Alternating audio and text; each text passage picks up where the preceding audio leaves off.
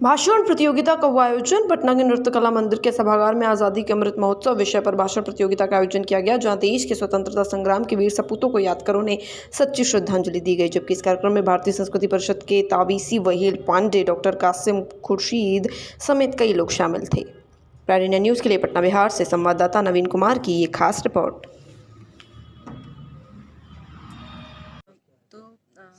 यहाँ पर पटना में जो हमारा कार्यालय है वो पासपोर्ट कार्यालय और प्रोटेक्टर ऑफ एमिग्रेंट्स कार्यालय भी मैं हेड करती हूँ। प्रोटेक्टर ऑफ एमिग्रेंट्स जो है, जो लोग विदेश में नौकरी करने जाते हैं वो सुचारू रूप से जाएं, सही एजेंट के थ्रू जाएं और वहाँ जाके फंसे नहीं, इसका कार्य करता है। तो मुझे ये लगता है कि जो मेरे ये दोनों कार्यालय हैं, ये बिहार की जनता को right to movement of freedom जो है, जिसे कहते हैं कि बाहर जाने की आज़ादी, बाहर जाके काम करने की आज़ादी, वो प्रोवाइड करता है। तो इस वजह से हमारे कार्यालय का एक यूनिक महत्व है आज़ादी से रिलेटेड बिहार की जनता के लिए, क्योंकि वो उनको आज़ादी देते हैं कि वो बाहर जाके कॉन्फिडेंट होके काम कर सके। और जब वो बाहर जाके काम करते हैं तो ना केवल उनके सपने साकार होते हैं, बल्कि उनका जो पूरा परिवार है, जो उनका पूरा गांव है, पूरा शहर है, उनके भी सपने साकार होते हैं। तो एक तरह से मुझे बहुत गर्व महसूस होता है कि जो मेरे कार्यालय हैं और जो यहाँ पर मेरे कार्यालयों में लोग जो काम कर रहे हैं, वो एक आज़ादी दे रहे हैं बिहार की जनता को सपने देखने के लिए और उनको साकार करने के लिए। देश के अमृत महोत्सव के बारे में बताएं कार्यक्रम। देखिए, आज जो इस कार्यक्रम का आयोजन किया गया, इसके लिए सबसे पहले तो हम धन्यवाद देना चाहते हैं तापसी महल पांडे जी को, अंतर्यामी जी को, और ये जितने भी अरकान हैं यहाँ के, तो वो धन्यवाद के पात्र इसलिए भी हैं कि इतना खूबसूरत आयोजन यहाँ पर किया गया है। और विशेष रूप से जो अमृत महोत्सव है, तो ये दरअसल ये कोशिश, इतनी खूबसूरत कोशिश हम इस बारे में मानते हैं कि जो हमारे पूर्वजों ने जिस तरह से आज़ादी हमें दिलाई,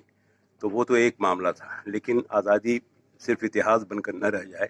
बल्कि आज़ादी स्थानांतरित हो नई नस्लों में, और नई नस्लों में मुंतकिल करने के लिए सबसे अच्छा और सबसे खूबसूरत तरीक़ा ये है कि हम उस पूरे महोत्सव को, तमाम तर कुर्बानी को याद करते रहें। आज जो ये प्रतियोगिता हुई, इसमें हमने ये महसूस किया कि जितने बच्चों ने इसमें हिस्सा लिया, जाहिर है कि उनके अंदर एक जो नई पीढ़ी के बच्चे सब हैं और उनकी अपनी सोच, अपनी समझ, अपनी फ़िक्र है,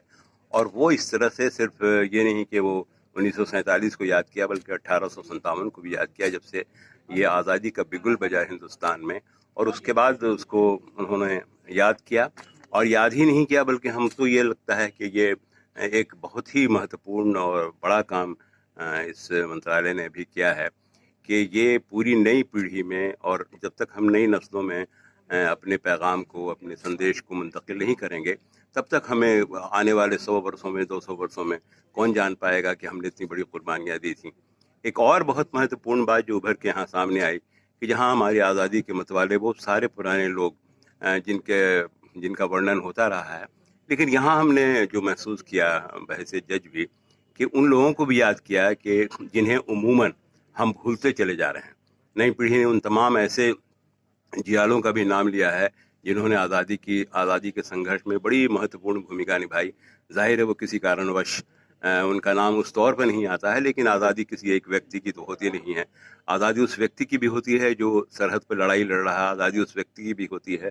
जो लड़ाई के लिए पूरी भूमिका तैयार कर रहा है, आज़ादी उस व्यक्ति की भी होती है जो कुर्बानियाँ दे रहा है। तो इन सारी कुर्बानियों का जिक्र किया आज की इस नई पीढ़ी ने, और मैं आपको मुबारकबाद देना चाहता हूँ कि जब तक ये नस्ल है, जब तक ये हमारी पीढ़ी है, तब तक शायद हम इस हिंदुस्तान की आज़ादी को नहीं भूल सकते हैं, और हमें भूलना भी नहीं चाहिए, क्योंकि अब ये हिंदुस्तान की आज़ादी सिर्फ आज़ादी नहीं रह गई है, बल्कि ये सब हमारे लिए धरोहर है। और कहा जाता है कि आने वाली नस्लें हमको भूल सकें नामुमकिन है, नक्शे